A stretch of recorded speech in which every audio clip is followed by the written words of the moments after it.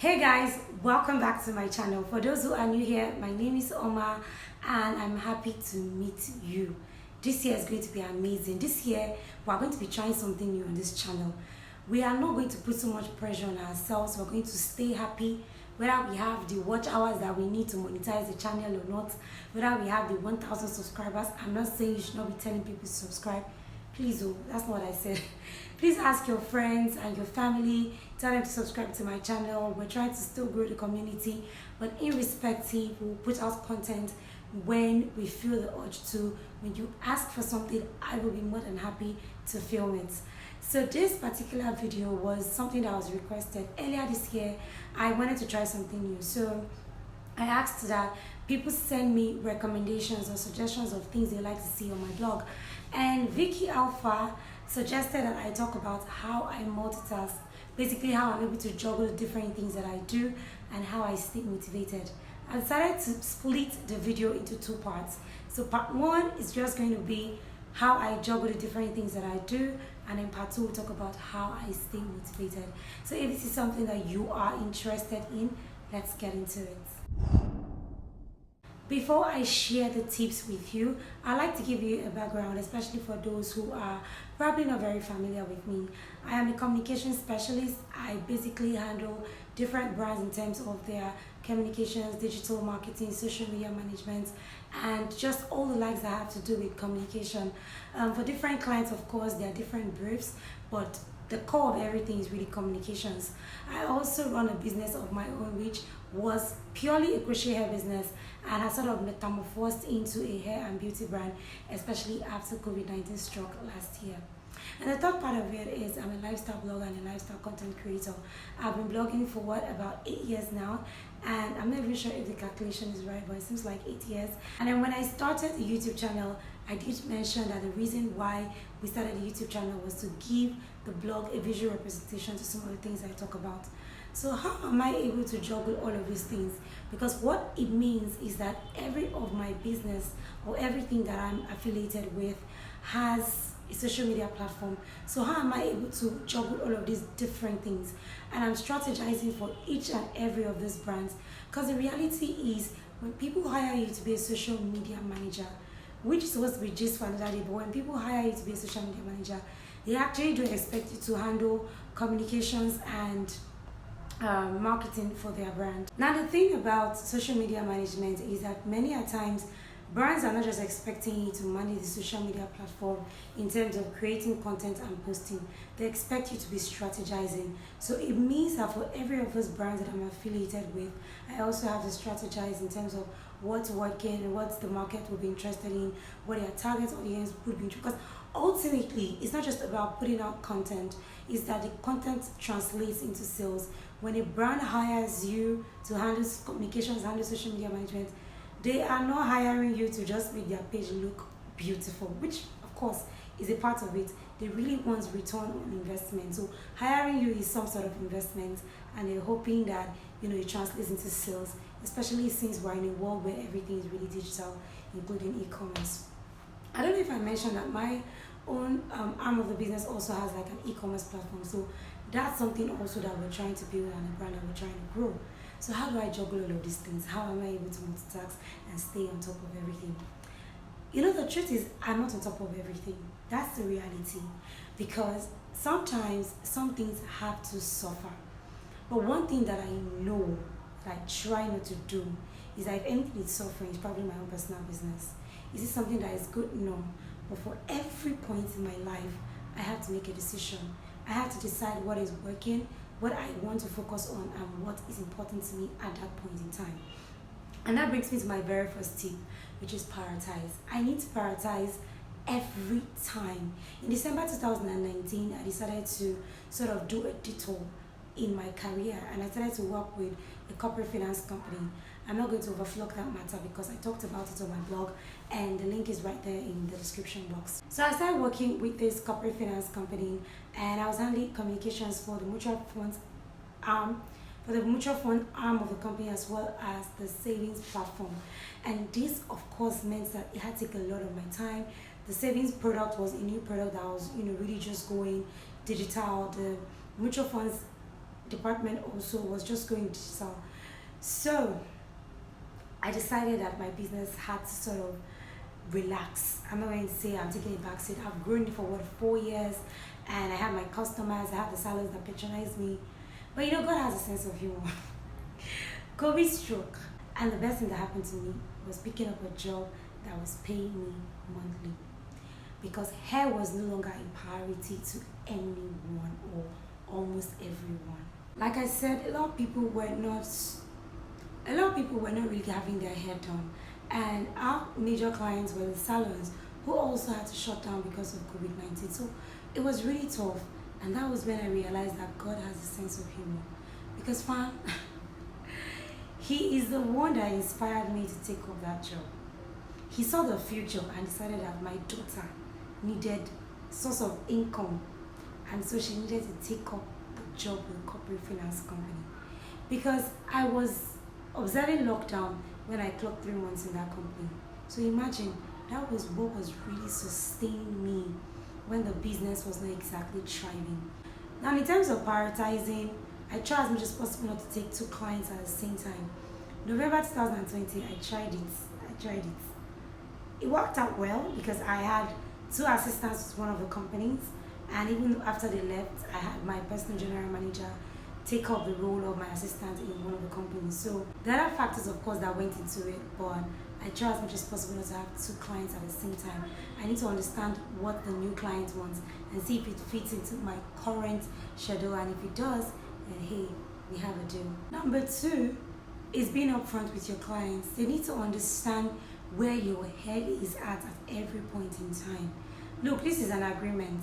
For me, on my priority list is really the 9 to 5 job, which ordinarily I was supposed to be going into the office every day. So when I take up a new client, I let you know upfront I can only work remotely. I know that sometimes employers can be funny or they can be tricky.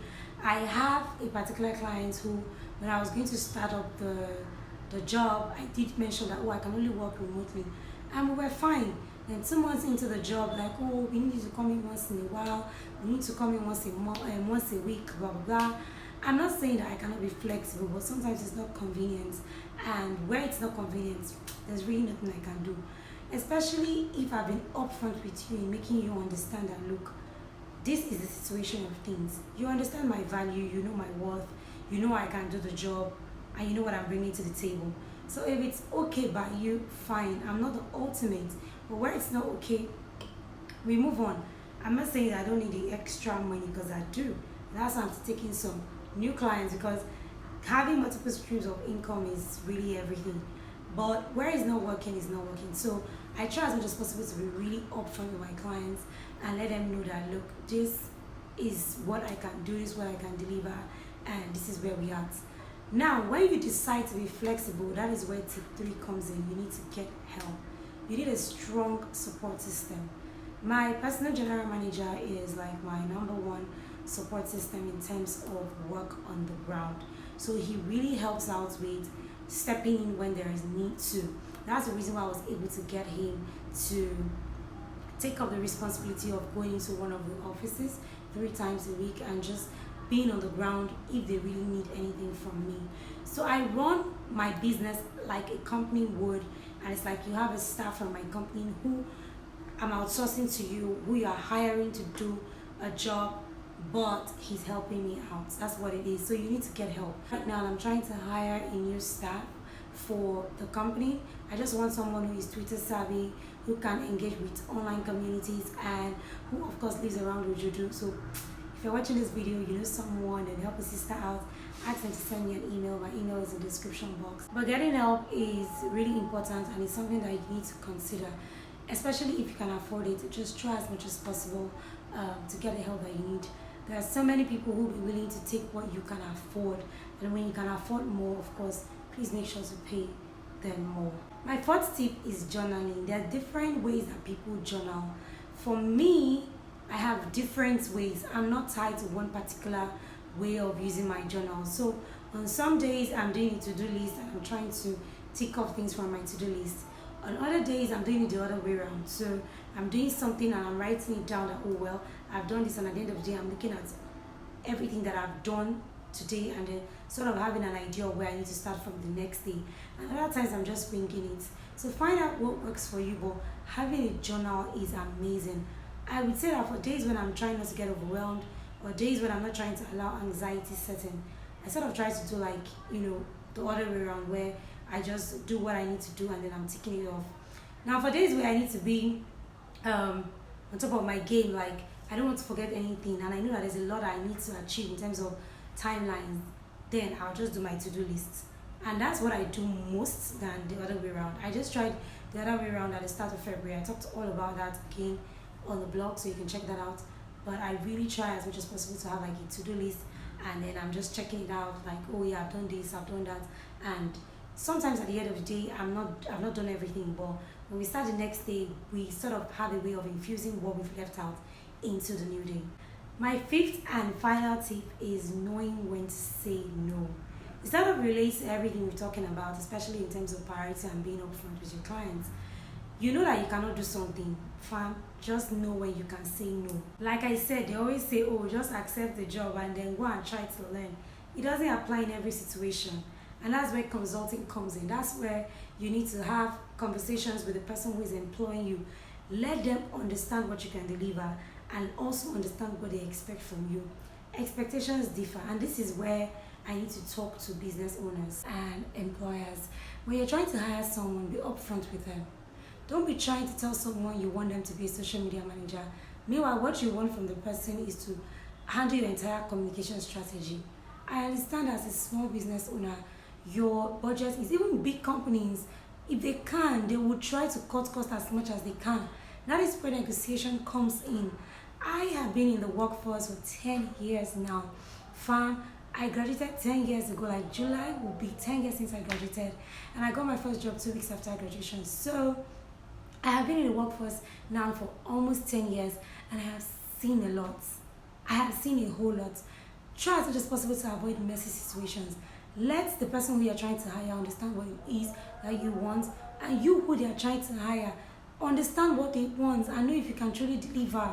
If you know you don't have the time for it, you cannot find the strength or muster the energy to keep up with what they want or learn the skills that they expect you to learn to deliver the work that they want you to deliver, just say no. Avoid any messy situation. I know that sometimes you get into the job and then you now start to discover certain things. It happens. But if you can avoid it from the very beginning, please do. It will help you a whole lot. Just as a summary, prioritize, be upfront with your clients, get the help that you can afford, have a journal even if it's just a notepad, and know when to say no. I hope that you guys enjoyed my video. I look forward to filming the very next one for you, which, like I mentioned, is going to be on how I stay motivated. I already asked a few people on Instagram, and it was interesting to see that some of the things that I mentioned that motivates me are some of the things that also motivates other people. So I think this is a no-brainer, but I think this person just wanted to know what it is that personally motivates me to do everything that I do, and I'm happy to share. So look out for that video. But in the meantime, give this video a thumbs up if you learned something. Make sure to click on the subscribe button. It's the red button that is right below this. There's also a notification bell, which I'm not sure exactly what it does, but hey, click that one too. And I'll see you guys in my very next video. Thank you so much for watching. Oh, by the way, I'd appreciate if you guys can share this video with your friends, share on your Instagram story, like pick something that, or any part of this that really, resonated with you, share it, tag me, and I'll repost. I like us to be very interactive in this community. I'll see you guys in my next one.